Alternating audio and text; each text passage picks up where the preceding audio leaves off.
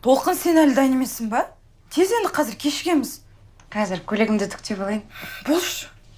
Өзің құлпырып кетіпсің ғой. Иә, рахмет. Айтпақшы, бүгін келетін адамдардың ішінде бір құрылысшы болады. Жасы 30-да, ажырасқан.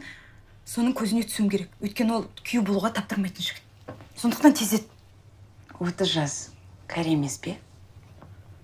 Ой, түк білмейсің сен. Бірақ жігітпен жүріп көрмегенсің, қайдан білесің?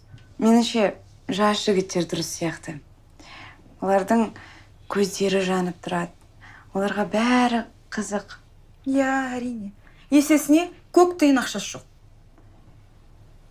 Қалтасы қалың болса болды ма саған? Әрине, жасырып қайтем.